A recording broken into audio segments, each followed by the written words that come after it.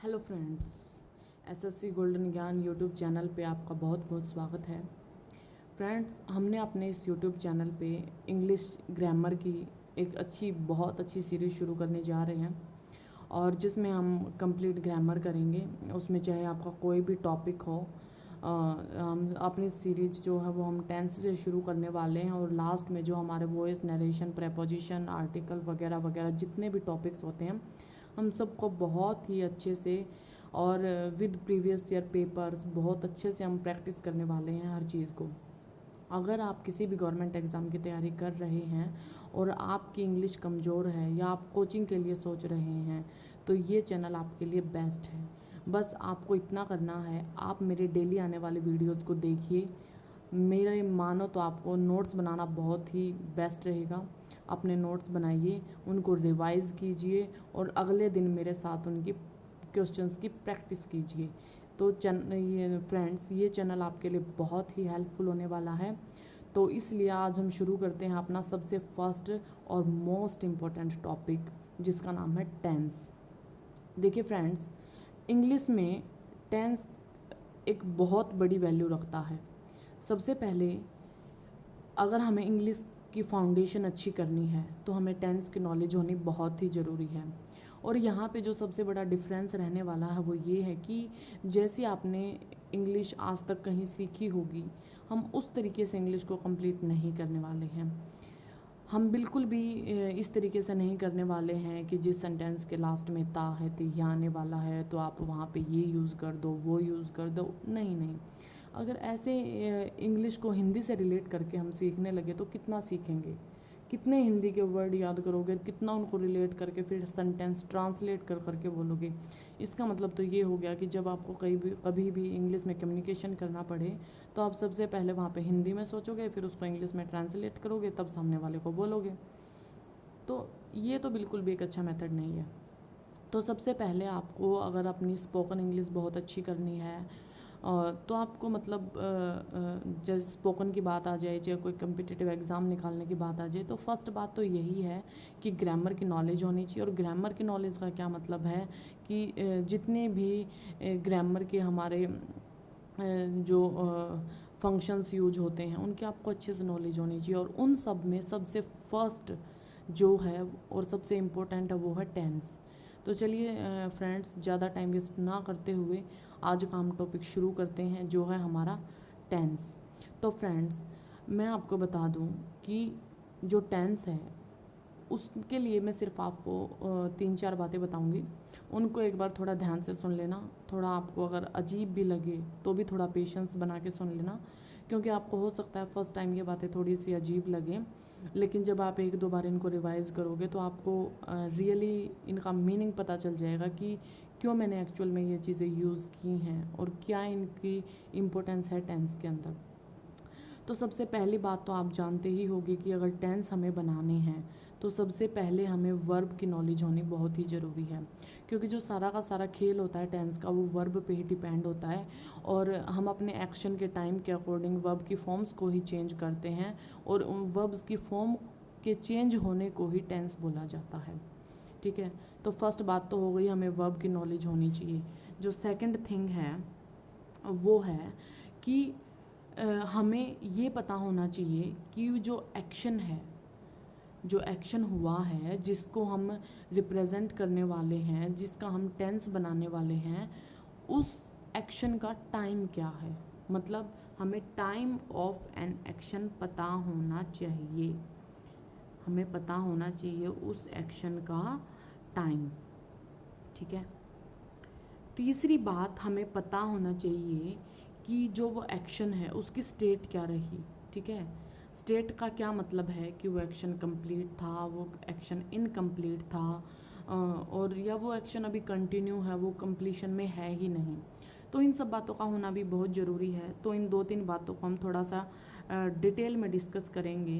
तो इसका मतलब आपको वहाँ पे स्टेट ऑफ एन एक्शन पता होना भी बहुत ज़रूरी है।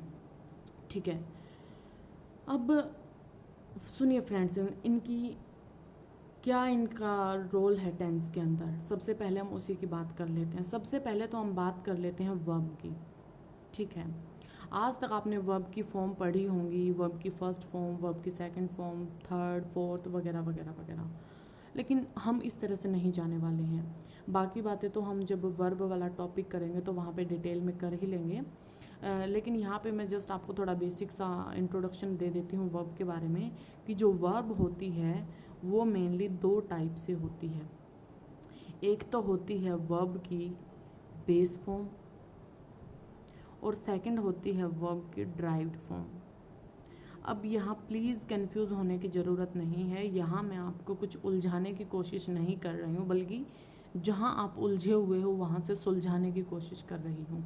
ठीक है, तो पहली बात ये है कि जो बेस फॉर्म होती है वर्ब की, वो फॉर्म होती है जिस बेसिक फॉर्म से अदर फॉर्म्स बनती हैं, जैसे स्पीक,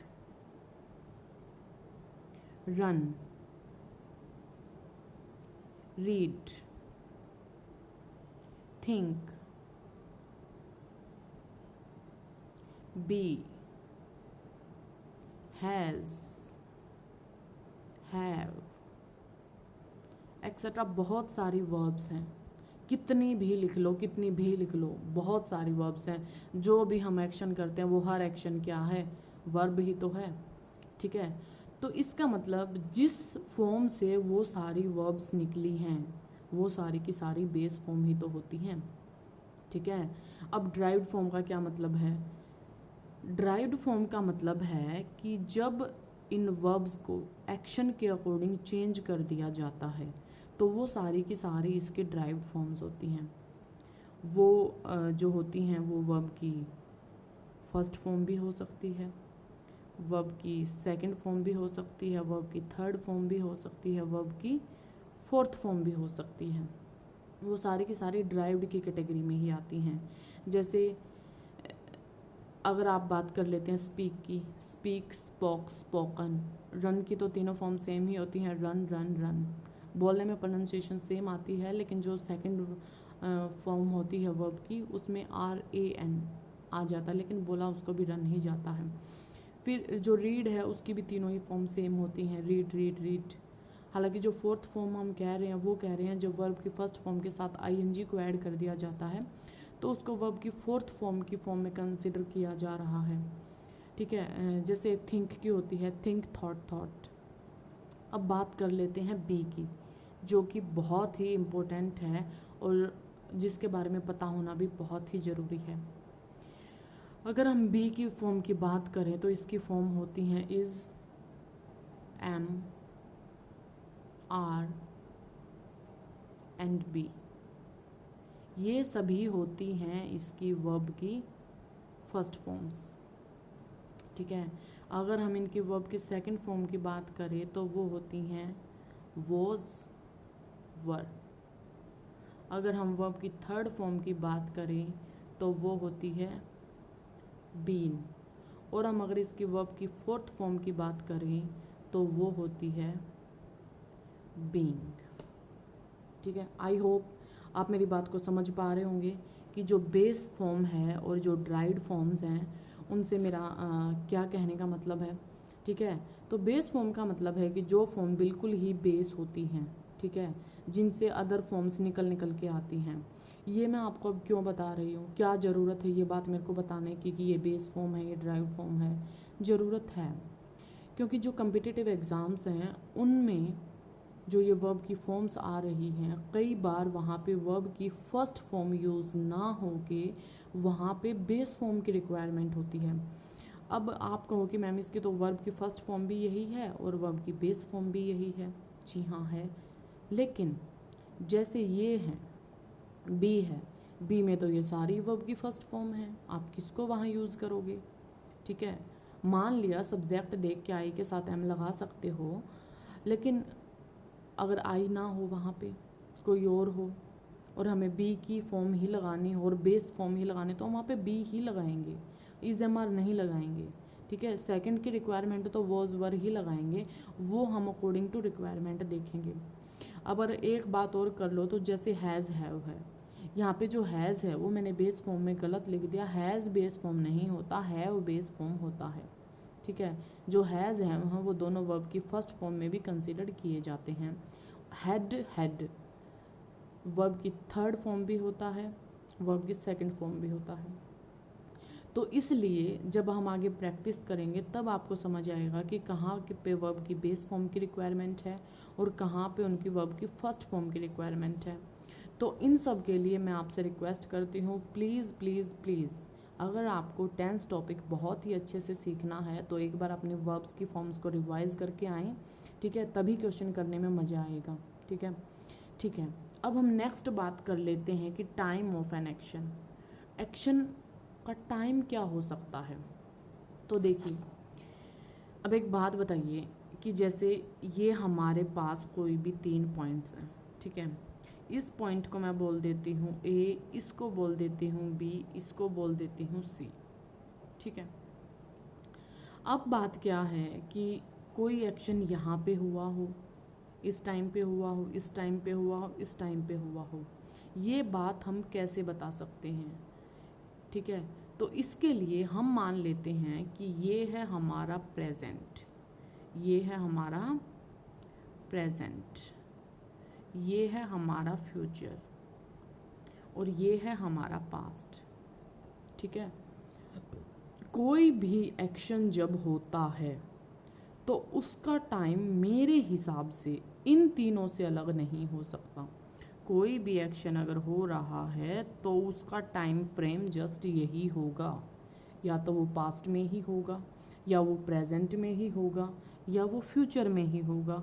इसके अलावा उसका कोई भी टाइम नहीं हो सकता, ठीक है। तो ये मैंने आपको क्यों बताया, ये मैंने आपको ये इसीलिए बताया कि इसीलिए हमारे 3 टाइप के टेंस होते हैं, प्रेजेंट, पास्ट और फ्यूचर, ठीक है। कहीं आप ये ना समझते हो कि टेंस 3 ही क्यों होते हैं, तो वो 3 इसीलिए होता है क्योंकि जो हमारा टाइम होता है वो 3 टाइप से ही डिनोट हो सकता है, या तो वो हमारा पास्ट रहा होगा, या वो हमारा प्रेजेंट चल रहा है, या वो हमारा फ्यूचर होगा, ठीक है। तो कहने का मतलब ये है कि ये तीनों ही हमारे हो सकते हैं टाइम ऑफ एन एक्शन। अब बात कर लेते हैं स्टेट ऑफ एन एक्शन। अब ये स्टेट क्या है, स्टेट के बारे में देख लीजिए आप ज़रा। स्टेट ऑफ एन एक्शन क्या है। स्टेट ऑफ एन एक्शन की अगर मैं बात करूं तो किसी भी एक्शन की कितनी स्टेट हो सकती हैं, ध्यान दीजिएगा, मेरे अकॉर्डिंग किसी भी एक्शन की 4 स्टेट हो सकती हैं। अब आप कहेंगे कैसे, मैं कहूँगी ऐसे जैसे या तो वो हो सकती है इंडेफिनेट, या तो वो हो सकती है इंडेफिनेट फॉर्म, ठीक है, या वो हो सकती है कॉन्टिन्यूअस फॉर्म। कौन सी फॉर्म, कॉन्टिन्यूअस फॉर्म, या वो हो सकती है परफेक्ट फॉर्म, ठीक है, या वो हो सकती है परफेक्ट कॉन्टिन्यूअस फॉर्म। अब आप ये मत सोचिएगा कि मैं इन चीज़ों पे इतना ध्यान दे के आपको क्यों बता रही हूँ, ठीक है।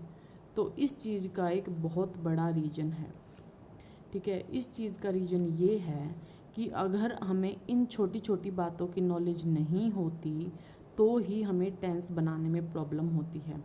और ये इतनी छोटी पर मोटी बातें हैं कि जिनके बारे में हमें पता होना बहुत ज़्यादा ज़रूरी है।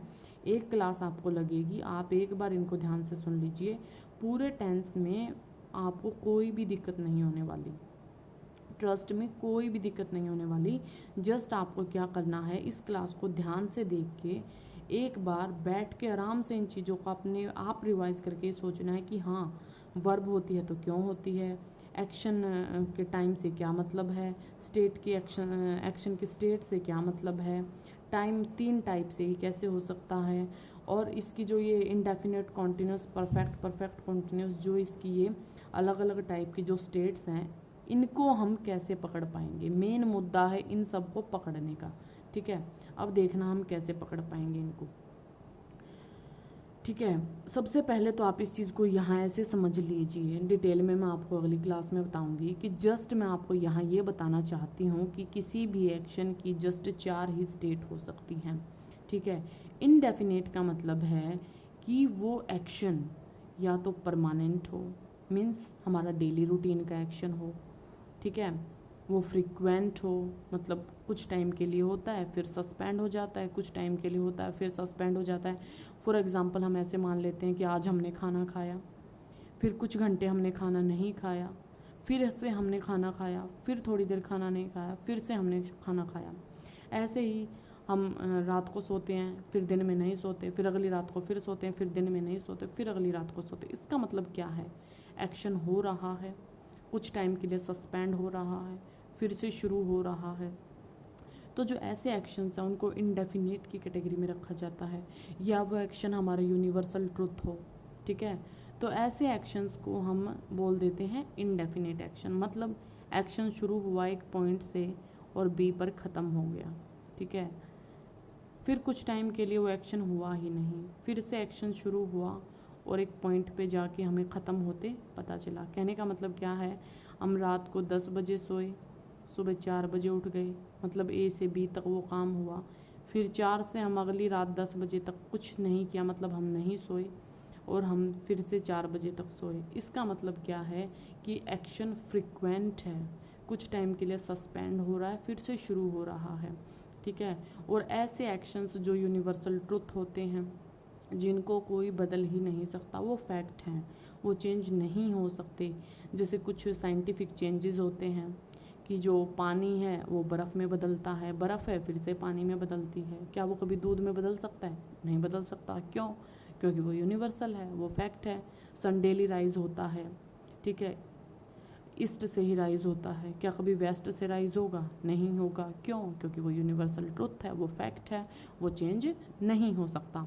तो इस टाइप के जितने भी एक्शंस हैं, आपकी प्रोवर्ब्स हैं, यूनिवर्सल ट्रुथ हैं, साइंटिफिक ट्रुथ्स हैं, फ्रीक्वेंट एक्शंस हैं, परमानेंट एक्शंस हैं, आपके डेली रूटीन के एक्शंस हैं, वो सारे के सारे इनडेफिनेट फॉर्म में हैं। मतलब उनकी कोई डेफिनेट फॉर्म है ही नहीं, वो सारे के सारे इनडेफिनेट हैं। ऐसे एक्शंस को ही इनडेफिनेट की कैटेगरी में रखा गया है, चाहे वो पास्ट का डेफिनेट हो, चाहे वो प्रेजेंट का इनडेफिनेट हो, चाहे वो फ्यूचर का इनडेफिनेट हो। मैं यहाँ किसी भी टेंस की बात नहीं कर रही, मैं जस्ट इनडेफिनेट की डेफिनेशन आपको बता रही हूँ। ठीक है, नेक्स्ट हम बात कर लेते हैं कॉन्टिन्यूस फॉर्म की। कॉन्टिन्यूस फॉर्म ऐसी फॉर्म होती है जो कॉन्टिन्यू है, उसके नाम से ही पता चल रहा है, जो कॉन्टिन्यू है, जो ख़त्म नहीं हुई है। इसका मतलब कि कोई एक्शन इस पॉइंट से शुरू तो हुआ, ठीक है, लेकिन जाना उसे यहाँ है, यहाँ उसका कंप्लीशन होने वाला है, लेकिन वो यहाँ अभी तक पहुँच नहीं पाया है। ठीक है, वो अभी भी इनकम्प्लीट फॉर्म में है, वो अभी भी कंप्लीशन उसका नहीं हो पाया है। तो जो ऐसे एक्शंस होते हैं वो हमारे कॉन्टिन्यूस एक्शन होते हैं। जैसे मैं अभी पढ़ा रही हूँ, ठीक है, या अगर जैसे आप में से बहुत लोग ग्रेजुएशन कर रहे होंगे तो आप कह सकते हैं मैं अभी ग्रेजुएशन कर रहा हूँ। तो मतलब कर रहे हो, अभी वो चीज़ कंप्लीशन में नहीं है, वो कंटिन्यू चल रही है। ठीक है, तो इस टाइप के एक्शंस हमारे कॉन्टिन्यूस में आते हैं। परफेक्ट की बात क्या है? परफेक्ट जैसा कि इसके नाम से ही पता चल रहा है कि वो एक्शन अपने आप में परफेक्ट है, मतलब वो कम्प्लीटली डन एक्शन है। ठीक है, ऐसा एक्शन जो जिसका हमें बिल्कुल पता चल रहा है कि हाँ ये इस टाइम पे शुरू हुआ था और इस टाइम पे ये एक्शन यहाँ पे कंप्लीट हो चुका है। ठीक है, हमें बिल्कुल उसके बारे में परफेक्ट नॉलेज है। ठीक है, ऐसे एक्शन होते हैं हमारे कंप्लीट और डन एक्शन। जैसे मैं अपनी ग्रेजुएशन कंप्लीट कर चुका हूँ, तो वो कर चुके हैं। ठीक है, वो डिपेंड करता है, पास्ट का परफेक्ट होगा, प्रेजेंट का परफेक्ट होगा, फ्यूचर का परफेक्ट होगा। वो बातें जब हम अपने टेंस को डिटेल्स में करेंगे तो मैं वहाँ आपको बताऊँगी कि इस बात को कैसे पकड़ा जाए कि ये पास्ट का परफेक्ट है या प्रेजेंट का परफेक्ट है या फ्यूचर का परफेक्ट है। ये बातें अभी हम डिटेल में अपनी अगली क्लासेस में बिल्कुल बहुत अच्छे से समझेंगे। अभी आप जस्ट इतना समझ लीजिए कि जो ये स्टेट्स होती हैं ये कितने टाइप की हो सकती हैं और क्यों ये इतने टाइप की होती हैं। ये 4 टाइप की ही क्यों होती हैं, तो इससे ज़्यादा किसी भी एक्शन की कोई स्टेट बन नहीं सकती। अब एक लास्ट स्टेट के बारे में हम बात कर लेते हैं। जैसे बात आ रही है परफेक्ट और कॉन्टिन्यूस, मतलब कोई ऐसी स्टेट भी है जो इसका और इसका कम्बिनेशन है, जो परफेक्ट का और कॉन्टिन्यूस का कम्बिनेशन है। इसका मतलब अगर इन दोनों के कम्बिनेशन से कोई फॉर्म हमारी बन रही है तो वो परफेक्ट कॉन्टिन्यूस फॉर्म है। कहने का मतलब है कि कोई एक्शन जब हमें पता चला कि कोई एक्शन ए से शुरू हुआ और कोई पॉइंट आया बी और उसके बाद वो चला गया आगे तक, ठीक है, आगे तक सी तक चला गया, लेकिन वो यहीं तक सिर्फ कंप्लीट हुआ है, उससे आगे वो कंप्लीट नहीं हुआ है, ठीक है।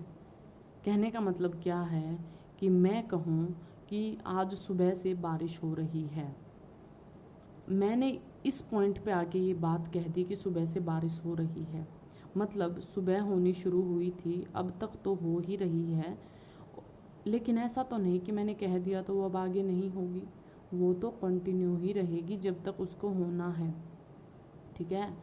ऐसा नहीं है वो मेरे कहने से रुक जाएगी।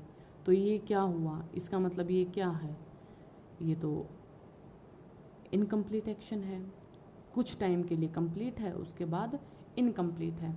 ऐसे एक्शंस जो कुछ टाइम के लिए कंप्लीट हों और कुछ टाइम के लिए इनकम्प्लीट हों, उनके अंदर पार्शियल कंप्लीशन होता है, ठीक है। वो पार्शियली कंप्लीट होते हैं, टोटली कंप्लीट नहीं होते। अगर वो टोटली कंप्लीट हो जाए तो हम उनको परफेक्ट ही बोल दें, ठीक है। इसका मतलब वो एक्शन हमारे पार्शियली कंप्लीट हैं। पार्शियली कंप्लीट है का मतलब क्या है कि अगर मैं आपको एक सेंटेंस बताऊं, ठीक है, मैं आपको एक सेंटेंस बताऊं, मैं कहूं I am teaching, I am teaching eight model town, I am teaching eight model town, ठीक है। तो आप क्या कहेंगे, ये एक्शन किस फॉर्म में है। देखिए मैं अभी मॉडल टाउन में पढ़ा रही हूँ, तो आप क्या कहेंगे, इसमें हम कौन सा टेंस यूज़ कर रहे हैं। देखिए I am teaching eight model town, इसका मतलब मैं वहाँ पे अभी भी पढ़ा रही हूँ, पढ़ा रही हूँ, तो यहाँ पे तो कंप्लीशन नहीं है, ये क्लियरली हमें दिख रहा है कि ये काम तो कंटिन्यू फॉर्म में है, यहाँ पे कोई किसी तरह का कंप्लीशन नहीं है। इसलिए इसका मतलब अगर हम इसकी सेंस से ही बात करें तो हमें पता चल गया यहाँ पे तो कंटिन्यूस टेंस है। फिर अगर मैं इसी चीज़ को बोल दूँ I am teaching eight model town, I am teaching eight model town since 2015, since 2015, इस सेंटेंस को देख के आपके मन में क्या आ रहा है। इसका मतलब अगर आप सेंस डेवलप कर पा रहे हैं तो यही बात समझ आ रही है कि मैं 2015 से पढ़ा रही हूँ, ठीक है, 2015 से पढ़ा रही हूँ, इसका मतलब मैंने पढ़ाना छोड़ा तो नहीं है, मैं अभी भी कंटिन्यू पढ़ा ही रही हूँ, ठीक है। इसका मतलब अगर हम बात करें 2015 से अब हम पहुँच चुके हैं 2020 में, ठीक है, और आगे टाइम तो चलता ही रहेगा। अगर ये बात मैंने अभी बता दी तो क्या मैं पढ़ाना छोड़ूंगी, नहीं, पढ़ाने का काम तो ऐसे ही चलता रहेगा। इसका मतलब कि जो ये हमारा 5 ईयर का टाइम है, इसके लिए मैंने ये काम कंप्लीट कर लिया है, यहाँ पे कंप्लीशन हो चुका है और आगे ये हमारा काम कंटिन्यू है। इसका मतलब इस टाइप के सेंटेंसेस को हम बोलते हैं पार्शियल कंप्लीशन वाले सेंटेंसेस, और ऐसे ही सेंटेंसेस में हमें परफेक्ट कॉन्टिन्यूस का यूज़ करने की ज़रूरत पड़ती है, ठीक है। तो मैं उम्मीद करती हूँ आपको मेरी बातें अच्छे से समझ आ रही होंगी, आप पकड़ पा रहे होंगे चीज़ों को कि क्या मैं आपको बताना चाह रही हूँ और क्या मेरा वे ऑफ टीचिंग रहेगा, आपको मुझे फॉलो करना चाहिए या नहीं करना चाहिए, ठीक है। तो ये सब तो आप डिसाइड करेंगे। बाकी मैं चाहूँगी कि जिस तरह से मैं आपको बताना चाह रही हूँ आप उन चीज़ों को समझें, आपके लिए वो चीज़ें यूज़फुल हों, आगे आने वाले टाइम में आपको इतनी डिफ़िकल्टीज़ ना हों, चाहे आप किसी भी एरिया से बिलोंग करते हैं, ठीक है। आप थोड़ा सा चीज़ों को समझेंगे तो आपको पक्का ही आगे जाके प्रॉब्लम नहीं होगी, और आप किसी भी एग्ज़ाम में अगर बैठने की कोशिश करेंगे तो ज़रूर मेरी वीडियोस से आपको हेल्प मिलेगी। अपने ज्ञान को बढ़ाने के लिए इसी तरह से मेरी वीडियोस को फॉलो करते रहिए अगर आप सच में अच्छी तरह से इंग्लिश सीखना चाह रहे हैं। तो जो लास्ट आज के वीडियो का टॉपिक जो रह गया, हमारी 3 चीज़ों पे तो हम बात कर चुके हैं। वर्ब पे बात कर चुके हैं, टाइम ऑफ एन एक्शन पे बात कर चुके हैं, स्टेट ऑफ एन एक्शन पे बात कर चुके हैं। अब जो हमारा एक पॉइंट और बचा है वो बचा है हमारा क्या, टाइम फ्रेम। अब सुनिए, ये टाइम फ्रेम क्या होता है और इसका क्या यूज़ होता है। इतना समझ लीजिए कि जब भी हम किसी इवेंट के बारे में बताते हैं, ठीक है, जब भी हम किसी बात को रिलेट करना चाहते हैं, कोई सेंटेंस हम बताना चाहते हैं, किसी चीज़ को रिपोर्ट हम करना चाहते हैं, तो हम क्या करते हैं, हम उस चीज़ को रिलेट करते हैं, हम उसके लिए कोई स्पेसिफिक टाइम बताते हैं, ठीक है। तो उस टाइम के बारे में हम यूज़ कर रहे हैं एक वर्ड, टाइम फ्रेम। अब टाइम फ्रेम की बात क्या है कि हमारा टाइम हो सकता है, मेनली तो 2 ही होते हैं, लेकिन एक थर्ड सिचुएशन भी कभी कभार हो जाती है, ठीक है। तो फर्स्ट तो हो सकता है हमारा पॉइंट में और दूसरा हो सकता है ड्यूरेशन में। समझ पा रहे हो आगे आप मेरी बातों को, कि या तो हमारा टाइम है वो किसी पॉइंट की फॉर्म में होगा या किसी ड्यूरेशन की फॉर्म में होगा। और अगर हम बात करें तो एक हो सकती है हमारी स्टेट, एक्सप्रेशन। ये जो एक्सप्रेशन होता है वो क्या होता है, थोड़ा ध्यान से सुनिएगा।